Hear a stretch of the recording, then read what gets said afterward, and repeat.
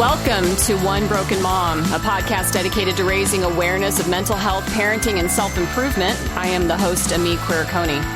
One Broken Mom is not a family show. It is meant for adults and contains sometimes adult language. The topics I cover can be serious and unsettling to people. However, I do have a sense of humor laced with a little bit of a punk rock attitude. So if you're interested in real talks about real stuff by real people so that we can all get better together, well, then you're in the right place, and so welcome. Okay, everyone, welcome back to One Broken Mom. Sometimes in this world of ours, we do encounter madness and monsters. And if we have grown up in environments where our sense of safety and survival has curried us to be ready for danger at all times, well, we end up looking for it whether we want to or not. And I don't mean that we walk around in life like Lara Croft Tomb Raider, armed and ready to take down the bad guys. No, it's more like we're the girl in the horror movie that everyone is yelling at, "No, don't run back into the house, stupid, what are you doing?" And because who's waiting for us in the house? That's right, the ax-wielding psychopath. Now, I know that's extreme, and I'm just trying to be lighthearted, but the truth is scarier than the horror movie fiction. There are psychopaths among us in our everyday lives, and sometimes for some people, they are so close to us, it's frightening once we know who they really are. But what is a psychopath? Are they only crazed murderers, violent criminals? Or are they always the obvious aberrant members of our society? Or is the answer even more frightening than that? So I have today with me William Hirstein. Bill is also a philosopher and a scientist, having published numerous scientific articles, including works on consciousness and sociopathy. And he's the author of several books, which I'll have the links at the end of it because they're amazing.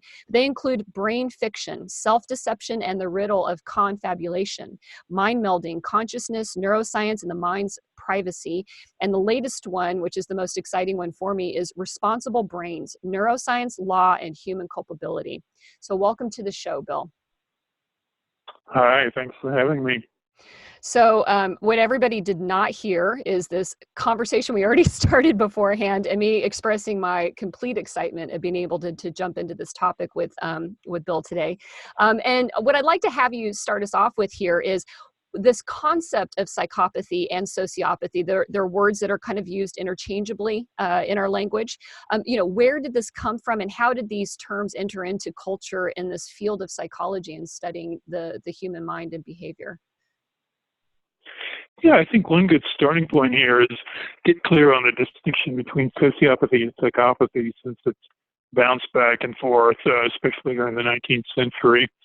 I'm using what I take to be the current usage, which is that psychopathy is a more severe, probably genetic condition. They tend to do worse stuff. Sociopaths might be formed more by, abusive upbringing, might be less genetic. There's definitely evidence for a genetic component to psychopathy, which is scary when you think about it, because it means that psychopathy is a successful evolutionary strategy, right? And it's managed to stay in the gene pool. But if you look at the history of when did people first start using these concepts, and what you'll find is that pretty much in every culture, they write about people who just don't care about other people and wind up abusing them. I was just reading about how Native Americans call certain males cougars because they're lone wolves, to mix a metaphor, as opposed to the rather communal style of living that they favor. And I bet if you looked at pretty much every culture, you would find people who fit that description, who tend to come to awareness when they harm people. Yeah. So how do we find out or determine, if somebody would be labeled as a psychopath, saying that, testing it? Because I think that one of the fears is that if you ask somebody if they're a psychopath, naturally they're going to say no, right? Because there's an art of deception to this. And so what is being used today that maybe people don't know on how to actually make that distinction between, again, a sociopath, a person with just antisocial, behaviors, and somebody that would truly be called a psychopath? Yeah, the current scientific take is that there's three core factors. I was mentioning the thinking during the 20th century that sort of mentioned 7 or 8 interesting factors, but a lot of those sort of winnow down to these 3 factors, which you could describe as boldness, right, which shows a form of confidence, assertiveness, disinhibition, in that they just don't seem to have the little qualms, the little gut feelings that keep us from doing unethical things. Because I think we all think about doing unethical things, but another part of the brain says, oh, don't do that, bad idea. And they either don't have that or they don't know how to integrate it into their thinking about their actions. And the last thing is just referred to as meanness, which is pretty self-descriptive. Just, willingness to hurt people. Again, disconnection between emotion, in this case, empathy, and their higher level thought. We take empathy into account in formulating actions and plans and things like that. They just don't. Mm-hmm. So some of this is based on fancy statistics. Another factor that doesn't get into the list of 3 years is sort of glib speaking, related to something else I work on called confabulation, a way of speaking where you don't really know what you're talking about, but you sound confident. You might not be lying because you might actually believe what you're saying. President Trump is interesting in this regard. Like, it's sort of unclear in the minds of everybody, is the man lying? Does he believe what he's saying? And I think he's sort of slowly sliding along that continuum from actually lying, which would involve knowing that you're saying something false, but he seems to believe what he's saying. Like when he talks about, that how his inauguration was the best attended one ever, of course, which it was not.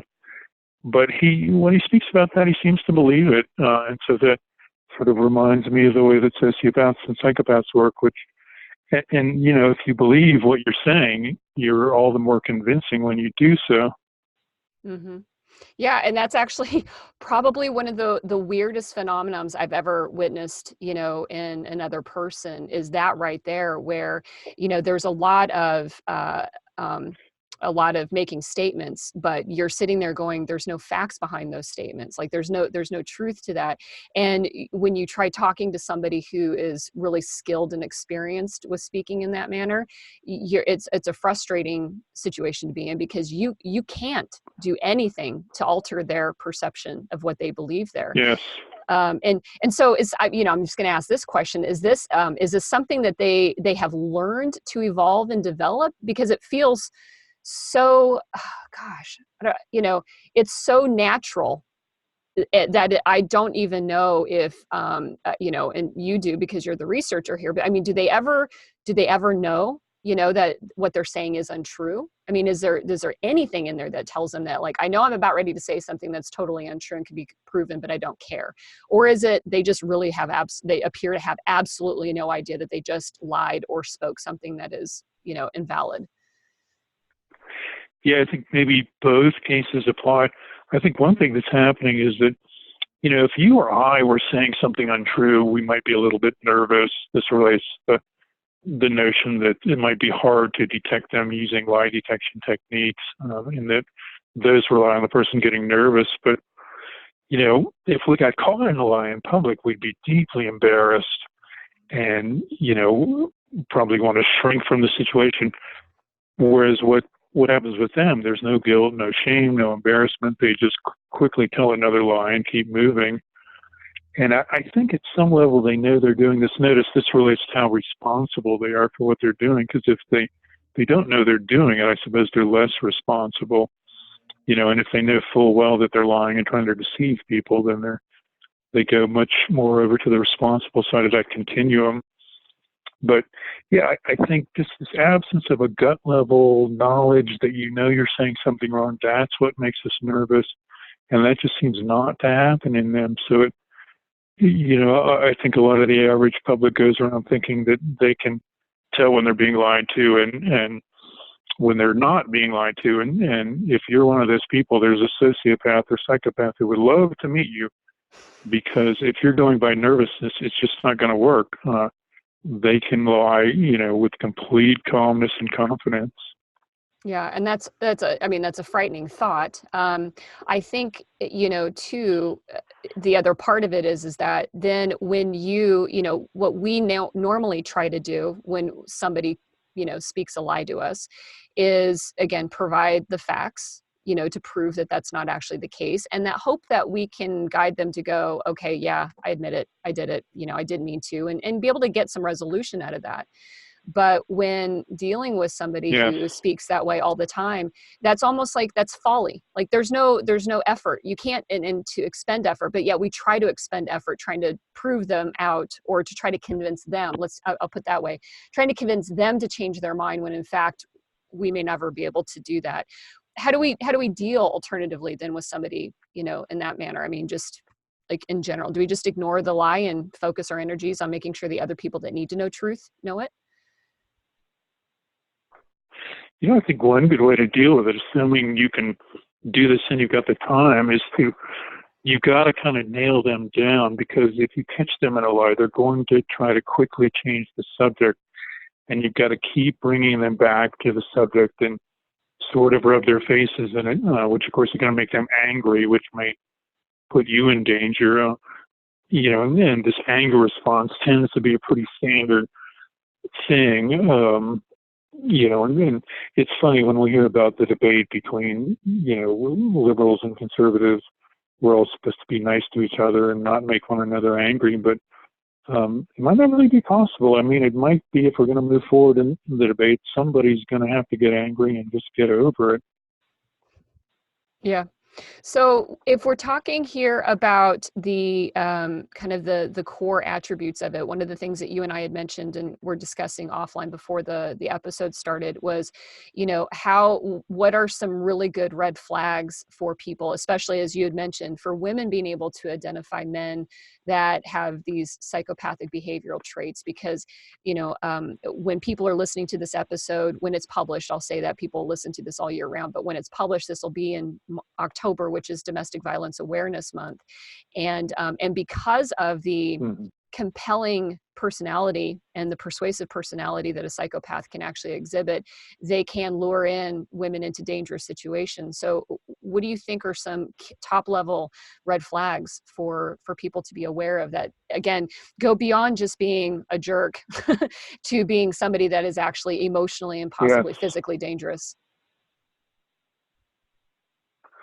Yes, I guess one of the first things you've got to do is sort of winnow out actual confidence from the sort of fake confidence that they exhibit. I think another thing to look for is sort of a total selfishness, where they're just unable to conceive of the interests of other people. And I would think that's going to show up pretty quickly. The word egotistical shows up in the diagnostic criteria a great deal. But I think it's easy to get swept away in their fantasies and things like that. I think, some psychopaths enter the business world and they get people to invest in shaky projects just because they're so convincing and so alluring. I think also, they're called the social emotions. I kind of ran through the list a second ago: guilt, shame, embarrassment, and remorse. And they just do not have those. And so I think not showing those on the right occasion, I would think would be a very strong giveaway. Mm-hmm. Yeah. And the other thing too, I have seen is that they can manufacture those emotions usually very early in a relationship.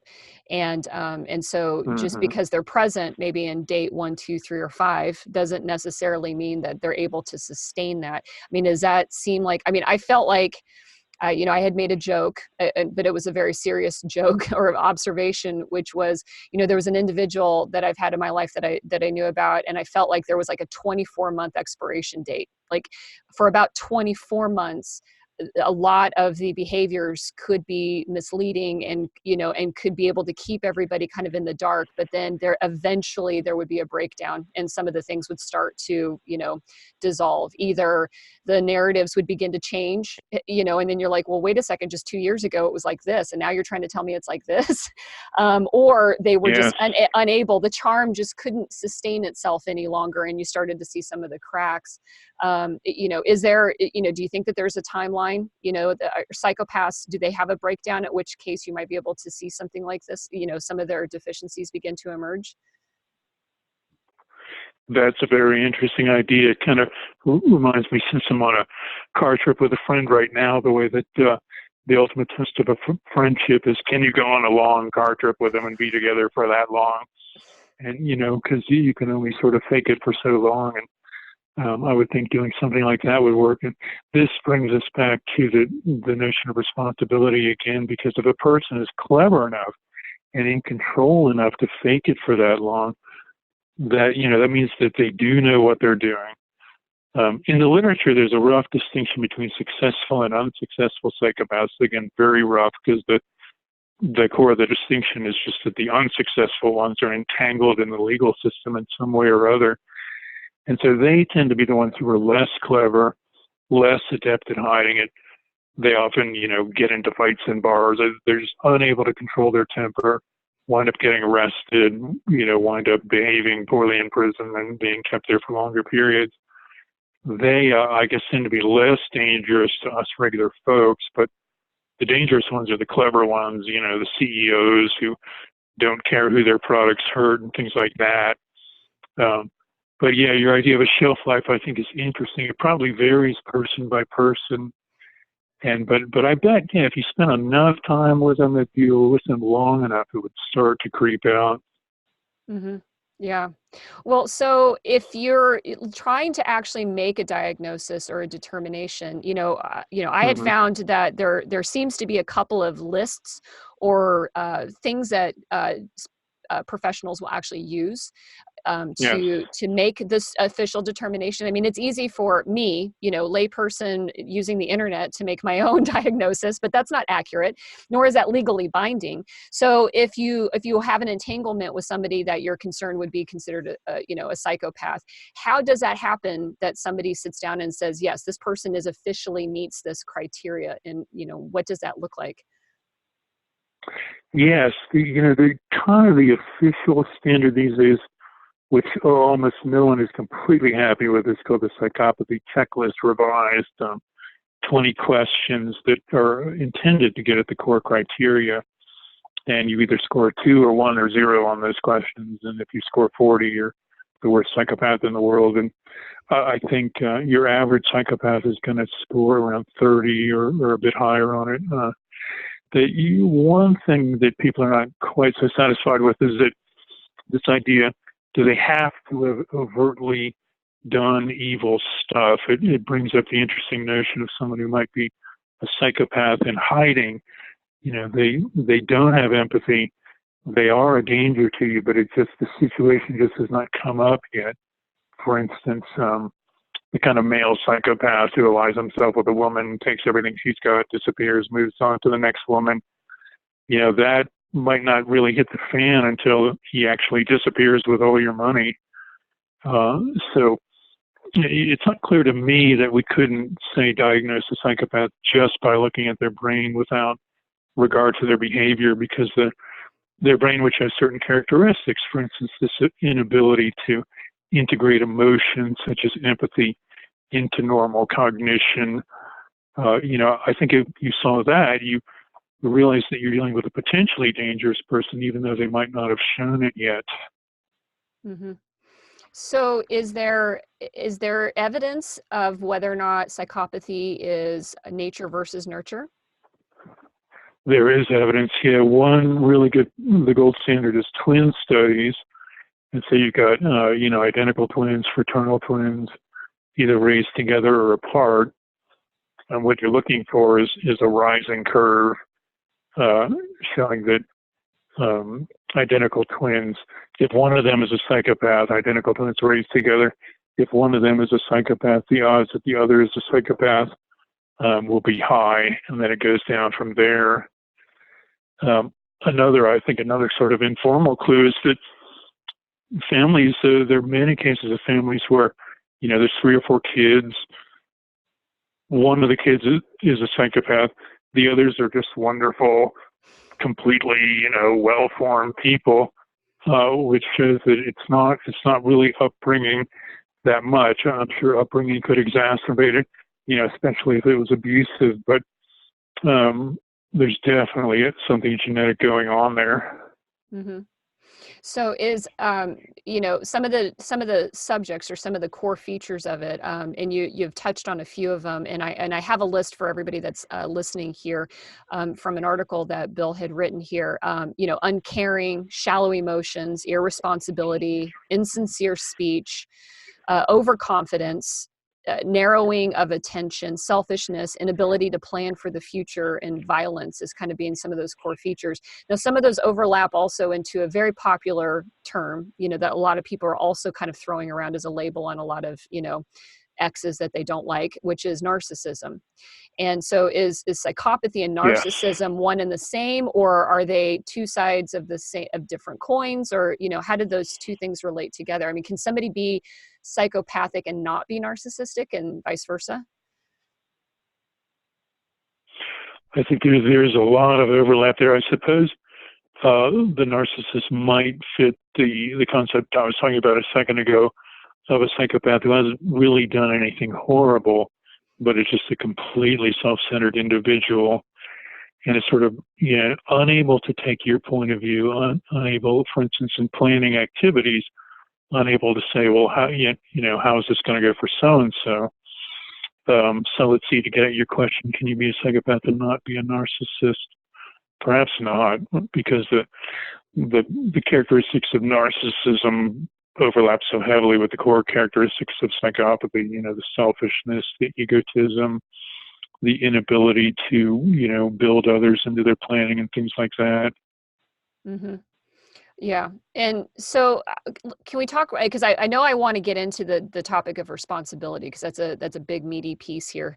Mm-hmm. And before we go down onto that path there, why is it important to be able to assign a label to somebody or a diagnosis to somebody of psychopathy? Or is it important, if you're dealing with certain people in your life that are exhibiting some of these characteristics that, we just kind of ran through here, or these traits that we ran through here, is it just to satisfy our curiosity, or are there some legitimate implications from being able to say and label or diagnose a person as being psychopathic? And I guess I mean that maybe from a legal standpoint, Yeah, I do think it's really important. Of course, there's always the danger of overdiagnosis, like the current issue with the possible overdiagnosis of autism. It's not clear what exactly is going on with that, but it's just so important to get clear on what's going on with these people and to diagnose them. I mean, it could be that what we're dealing with is not a unified disorder. I mean, perhaps there's 4 different types of psychopaths, and we'll have to get clear on that. My hope is that as the brain science gets more clear, we'll be able to kind of separate, for instance, somebody who doesn't feel empathy at all versus somebody who feels empathy but doesn't attach any weight to it. Those might well be 2 different types of psychopaths. But, and I think for the people themselves, that now we're getting, again, more into responsibility, but the idea that if this is genetic, if the person can't help it, that would seem to reduce their culpability to some degree. The problem is, I think that, when you're an adult and you have copious evidence that you're causing a lot of harm to people, that you are responsible for fixing that. And if you don't do that, you can be held responsible to the fullest extent of the law. And that seems to be the best way, seems to me to be the best way to proceed there. Mm-hmm.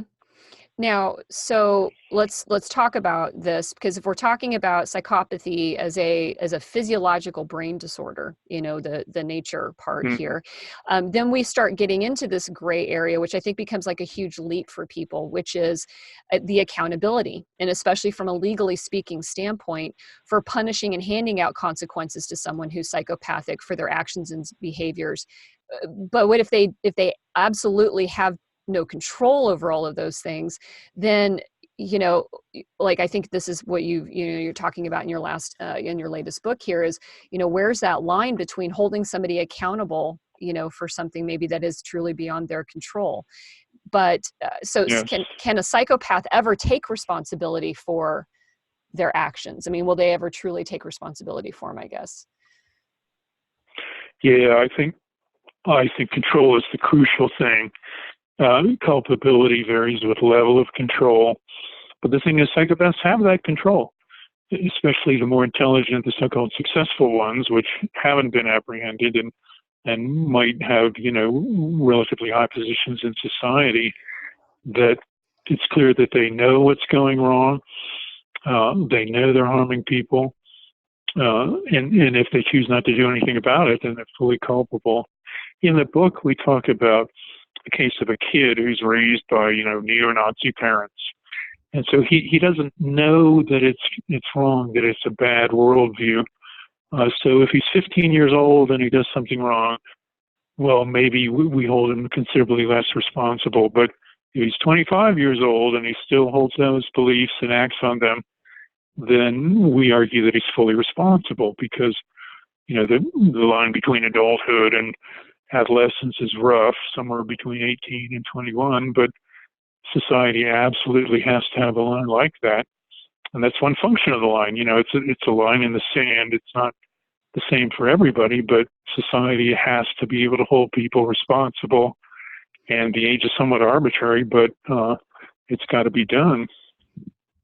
Yeah. And so, I guess that lends that question of, do you see any changes in our viewpoint of all of that? Because I know that like in Washington state, the legal system really started to take another look at, whether or not it was appropriate anymore to hold children and try children as adults for certain crimes because of this recognition, again, of brain architecture and neurodevelopment and things like that. And so do you think that there's a possibility in the legal system as this, more of this evidence comes out about psychopathy and other, mental health conditions like this that are, that may be found to be much more rooted in genetics and DNA as opposed to, or even, I'll even say this, even your experiences growing up are relevant and germane because they do have a physiological impact on our body where somebody then, the consequences will change for them. The accountability shifts a little bit. Like, how do you handle, how would you handle somebody in the future that has stolen money from somebody, injured somebody, but then it's concluded that their physiology has been impacted on that, I can see laws being rewritten, right? Or at least a justice system that actually changes to some extent. But I feel like from a philosophical standpoint, that'll leave an awful lot of people feeling like they never got justice served, right? So that there is that balance, right? So what do you think ends up happening for us? Yeah.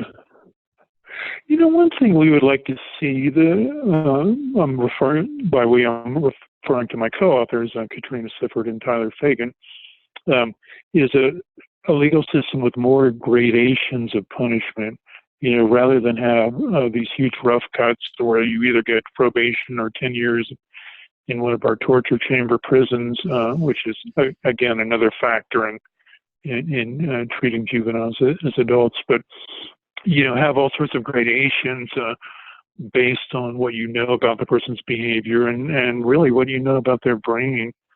Perhaps one of the first steps we could take is if we find someone has a sort of a fundamentally psychopathic brain, offer them the choice of voluntarily accepting some sort of medical treatment, medical procedure, medication, whatever.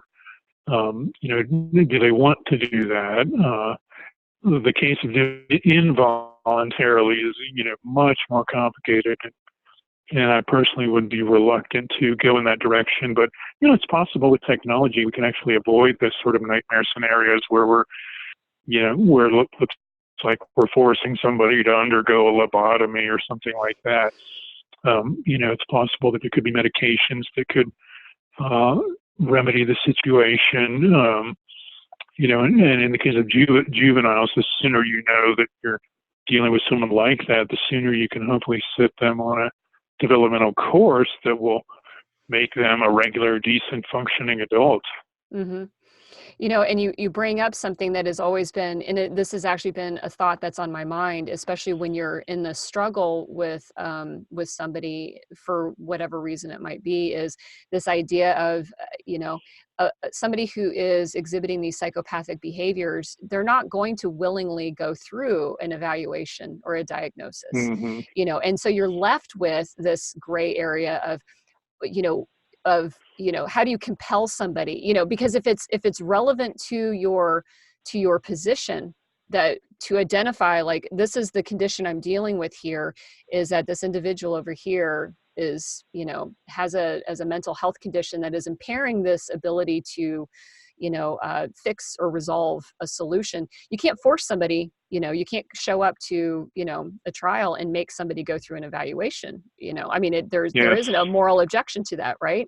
And so then you're kind of stuck in this whole, we can only speculate as to whether or not that person's condition is such. But if you knew, that, listen, these are going to be the definite areas that we're never going to get satisfaction out of. This person's always going to behave in this way, and we can't keep pretending like they won't, and trying to use the old applied techniques to that person, when we know we need to be able to shift, but we're kind of left without that ability to do that, without having a diagnosis for us to help us out. And I think with the psychopath, we will run into that more often, right? I think so, yeah. And one problem with the PCL, with the sort of question and answer inventory, is that if you're dealing with someone who's very clever and probably has a pretty good idea as to what's going on, they might well be able to fake it in a case like that. And I was wondering about that, was whether or not, if how accurate that type of an examination would be with somebody who's a psychopath, is that, can they actually trick it? Like you had mentioned earlier in the interview, hopefully people caught that, the pathology behind the lie is that there's no, they say it with complete conviction and truth, and so their nervous system doesn't show that they're hiding it, so they're going to pass a lie detector test, quite possibly. Same thing with like the PCL, like if they know that they're getting sat down to be examined with the purpose of determining whether or not they're, a psychopath or sociopath, they might know how to create the right answers, and you never really get a good answer there. So are there protections in the examinations that can help inhibit the ability to trick the test? Well, I think one thing you can do is sort of give them the test on more than one occasion, mix up the questions and things like that. And so that if there's inconsistency there, it's a clue they might be trying to trick you. But other than that, yeah, I think, it is prone to being abused by a clever liar. The person's got to sort of descriptively answer the question, which I guess would require fancier lying, but of course many of them are quite capable of doing that. In the courtroom situation, I suppose you could give them a choice between some kind of remedial treatment and a longer prison sentence, which might get their attention. We're all familiar with a history of horrible abuses in this realm. I mentioned lobotomy, but, the fact that in the early phases of a kind of treatment there were abuses doesn't mean that it can't be effective once we figure out what's going on. For instance, in the case of lobotomy, there actually is an ancestor of that operation that's used on people with extremely severe obsessive compulsive disorder, who literally want to wash their hands all day long. It's a very focal brain operation called subcaudate tractotomy that works great. It completely liberates them from their obsessive behaviors, and they're able to get on with their lives. So, we don't want to rule out prematurely medical interventions just because of the gory history. We've just got to get it right. We've got to get the science right. Yeah. It seems though, and I was sitting there thinking to myself, again, I'm excited to have a philosopher on the show, because this is the questions are a little bit different for me and the thoughts are a little bit different. But, when we're talking about somebody who has obsessive compulsive behavior, sometimes it's very apparent that there's a downside to that. Like there's, the upside isn't as much as the downside is. But with psychopaths, they're living a life where there's always an upside, right? Their outcome always seems to be reinforcing their behavior, because it always seems to be working out for them, whether it really is or not.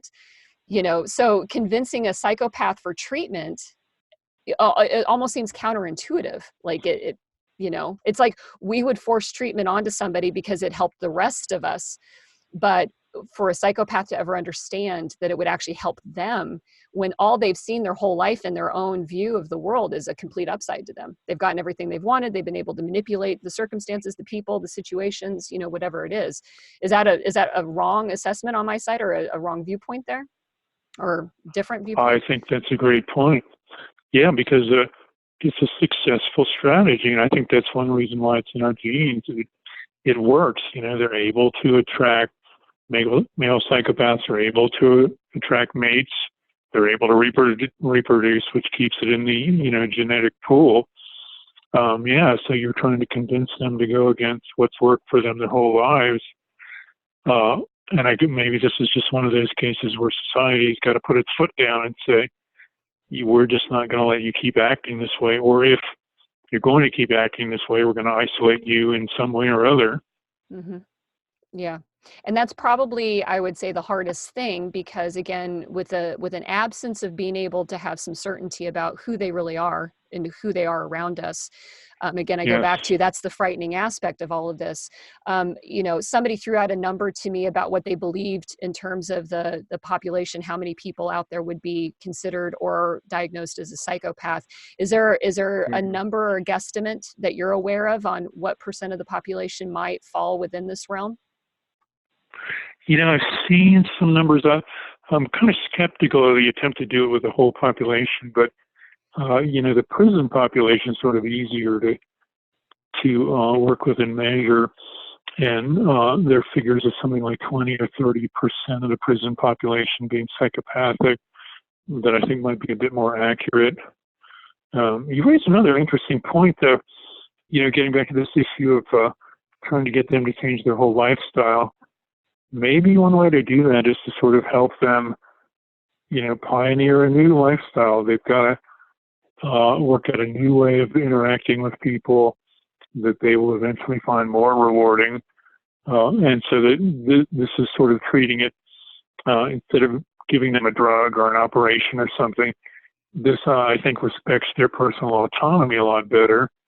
Again, you've got to get them to make the choice to do that, but I guess there are ways to apply subtle pressure to make that happen, like threats of criminal punishment. Mm-hmm. Well, and I'm smiling. You can't see that through the phone, but I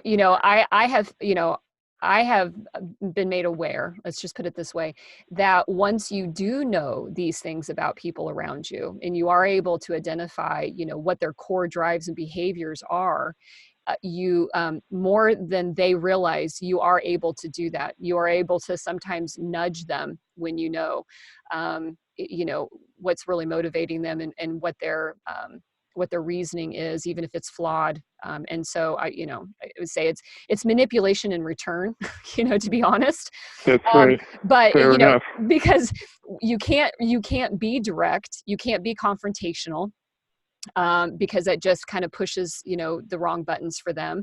And so you almost have to be insidious on your own. You have to identify, and it was a conversation I was actually having with a friend last night about, all of us sharing some overlap of some of these characteristics. It's where we land on a spectrum, right? And whether or not maybe empathy is the anchor that keeps us from going too far one way or the other with this. But if you're willing to be manipulative in return for the greater good of society, right, and for the benefit, and of course here we can open up another philosophical can of worms. Who gets to decide what's the greater good of society, right? But if you're able to, if you're able to nudge psychopaths in the direction you want them to go, playing off of what they value, which is the control, the manipulation, the power, the all the multitudes of things that they need to have, then maybe you can actually, somebody had mentioned, put them all on an island by themselves and let them all, do their thing. Yeah, right. Oh. And I think, one thing that's going to help them a lot is get them just to think more about what they're doing. It's a great shame that when we put people in prison, they think less rather than more. That it's just this numbing routine where I think they spend, half the time sleeping and the other half the time in fear. Of course, not the psychopaths. They were probably more comfortable in prison. But the brain has a network based mainly in the prefrontal lobes called the executive system of executive functions, including things like decision-making, planning, switching from one task to another, which psychopaths have trouble with. Instead of, locking them up and warehousing them, put them in a situation where they have to think and make decisions. Our local sheriff in Chicago, who's in charge of the Cook County Jail, Tom Dart, has been trying to do that. He has prisoners, raising animals. He had prisoners start a business in the prison where they made pizzas and sold them to other prisoners. But, get them to start thinking more about what they do. Get them to, you might have to sort of guide their thinking process to get them to consider others in their plans, just attach more weight to other people, so that then when they get out, they've at least got a chance to start living a new way. Mm-hmm. It's and it seems though a big shift from when we talk about the selfishness, it's in business, it's growth mindset versus fixed mindset, right? So a growth mindset is accountability. Mm-hmm. It is being able to take action and know where our responsibility lies within that, either when it's success or in its failures. Whereas chronically with psychopaths, there doesn't seem to be any accountability or responsibility. It's always somebody else's fault. It's always somebody else's problem, and so, and I've heard, and again, just in the realm of everybody's theories out there, is that, you are kind of one or the other. And so I think what you're suggesting is there a way that we can actually, possibly shift somebody from that fixed mindset of everything's external to me, my external locus of control, versus that internal locus of control. And it sounds like a great idea. I know that personally with me, with working with somebody and being with somebody, I was always hoping that could always be the case, and was frustrated that was not an inevitability, because it just seems like it's, it's ground in some way. And if research is showing that we're talking about really its brain structure, I mean, like its DNA, it's, pre-birth, and then on top of that exacerbated by environmental factors with childhood and other things that loop into it. I don't want to sound like a fatalist, but it sounds like sometimes there may be genuinely lost causes out there. Could well be, but yeah, I think we need to keep the doors open there and hope for more effective techniques in the future. And again, I do like the idea in doing this, you are respecting the person's autonomy.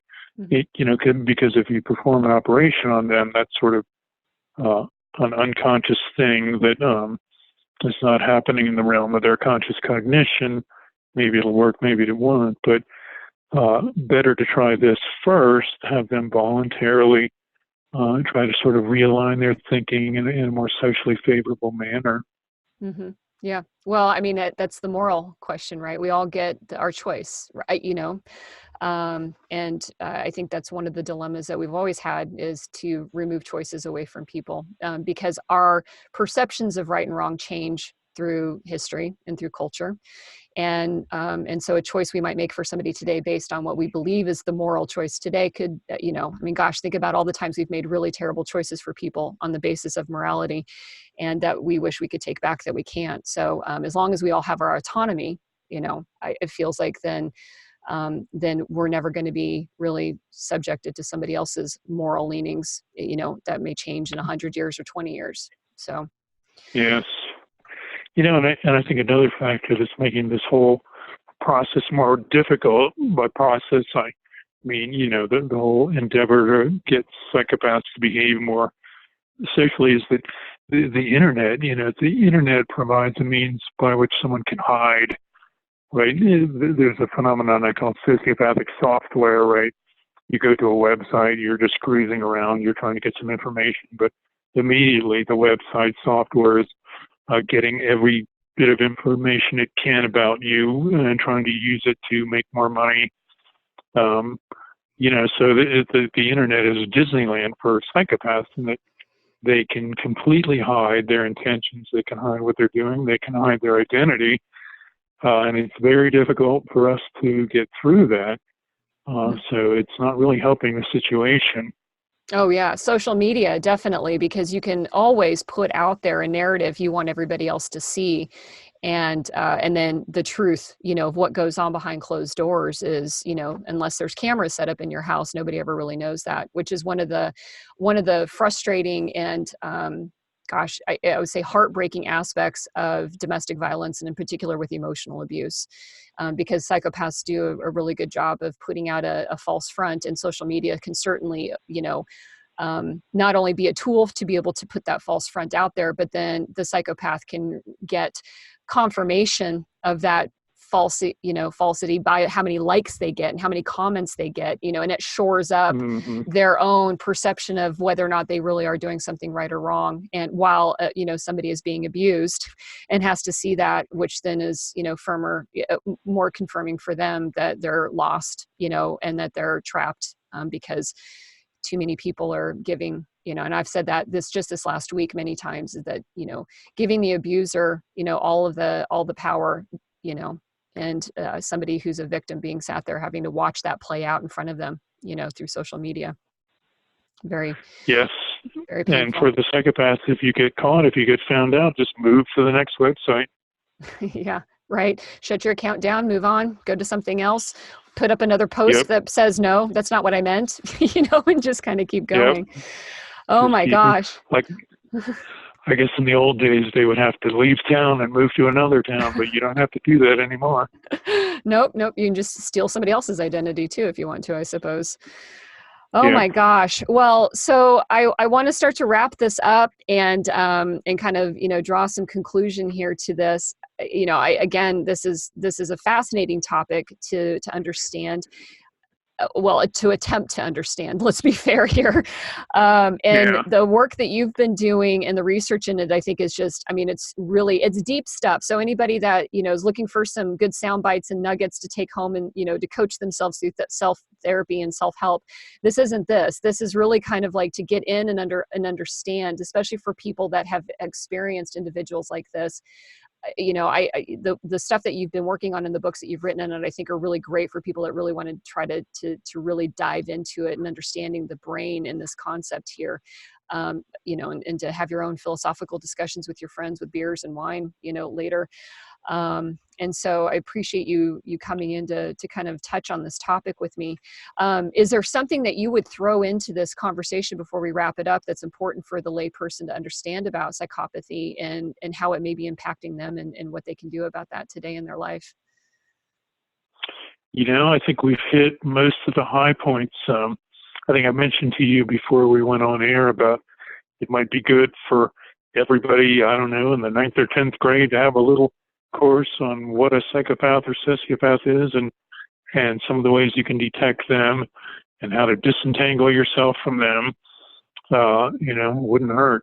Yeah, definitely. And I think that that's just, the realization that they are there. They are around us in some shape or form. They can be extremely dangerous to us, not just from a financial standpoint and emotional standpoint, but some of them do end up going, further down that spectrum into violence, and they can be dangerous to us in that regard. And then, like you said, I don't mean to scare everybody, but sometimes the psychopath is there around you, and, the circumstances have to be right in order to actually see the full breadth of what their capabilities are. And, nobody wants to, unfortunately be in the situation where they finally find out exactly how deeply, how deep this might be for a certain person. And so knowing a little bit about what some of the highlights are, what I'm going to do is, for everybody that's listening, is Bill has written several really great articles about psychopathy on Psychology Today, and I'm going to include links to those articles that he's written as well, so that if you want to go into the subject matter a little bit more and get some good, a good list of things to look for, to definitely go read those. Highly recommend them, and so I will have those links in the podcast notes. So, Bill, thank you again. This has been a fantastic conversation. I know offline before we started it, I said we could go probably very long on a couple of these topics and really dig in. But the fact that you came in and were able to, kind of give us the kind of the top level conversation about this is really fantastic. And I appreciate your time so much. Very good talking to you. Thank you.